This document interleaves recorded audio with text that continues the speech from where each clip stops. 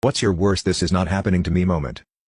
It was a hot July afternoon in 2017. I was getting ready to jump in the shower to go work for a few hours when I heard a knock on the door. I had a pair of gym shorts on, so I went and answered it, and to my amazement there were a bunch of cops outside. They told me they had had a complaint of loud noise and possibly domestic violence. I just laughed and said no, that's not here as I live alone, and they said well that's okay. One of them asked me if I had any ID on me so they could go about their business, and I said sure. My wallet was on the wall right by the door, and so I pulled my ID out and handed it to one of the officers. He looked at it and asked me if I could step outside. Again I kind of chuckled and said yeah, no problem. As soon as I stepped out of the door of my house, the other officer said turn around, put your hands behind your back. I looked at him kind of funny and I said what for? He said turn around.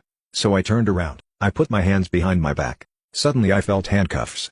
As they set me down in front of the house, I asked one of the other officers what this was all about. He said there's a warrant out for my arrest. Now mind you, I have never been in any kind of trouble at all in my life, and so again I kind of chuckled. I said what kind of warrant?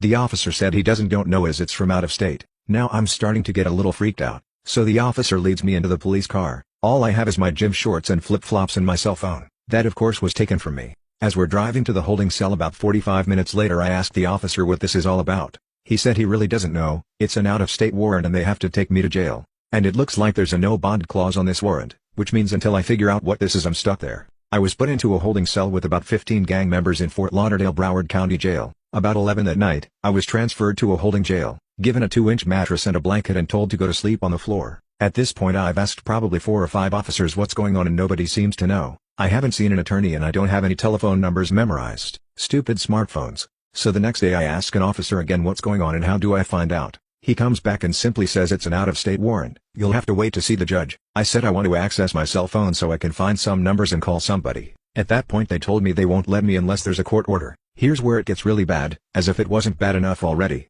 I don't see a judge for 8 days. Yep, you read that right. I'm 8 days in jail not having any idea why, not seeing an attorney and having no access to call anyone. I finally see a judge on the 8th day and he tells me it's an out-of-state warrant, and again he doesn't know what it's for, and I have a choice. I can fight extradition or I can concede to extradition. If I fight I'm going to probably be there for 60 days minimum and possibly be let out. If I concede I could be there another 45 days before they take me to the other state. So I conceded and I asked him for the court order to access my phone. The judge says he's never heard of having to have a court order to access a cell phone but reluctantly gives one. On the 9th day as I asked to again access my phone, I'm told that they're not going to allow me to access my phone even though they have a court order because the phone battery is dead. Now I don't know what to do.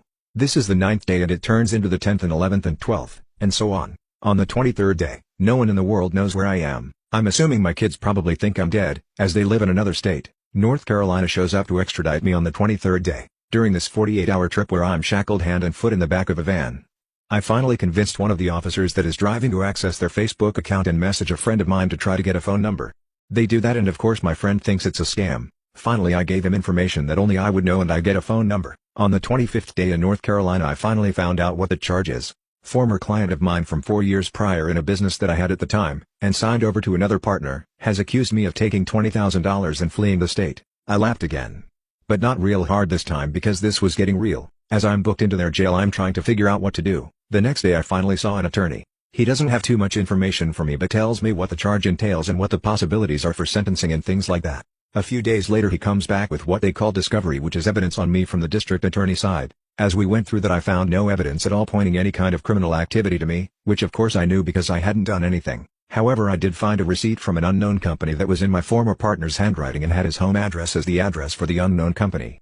The amount receipted was $12,000. I told my attorney what I found and then was escorted back to my cell. Days and weeks go by.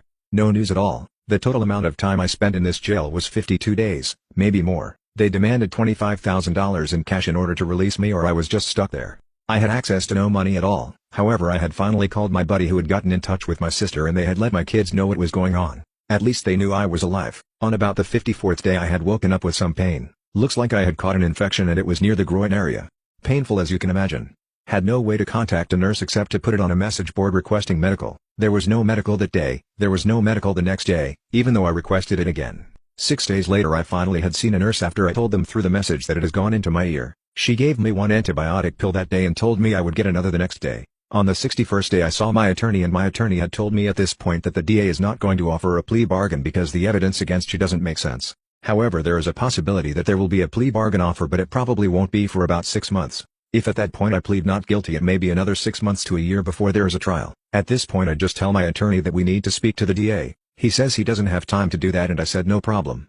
Give me the name of the DA and the telephone number and I'll have my sister set up a three-way call between us. Something amazing happened at that point. The next morning my attorney arrived and told me I was getting out that day. The state released me on my signature with no money involved. So I left North Carolina on a Thursday evening and had to take a train back to South Florida. I got home Friday night. Fortunately through this time I've spoken to my landlady. Even though I had been evicted because she didn't know where I was, she let me stay.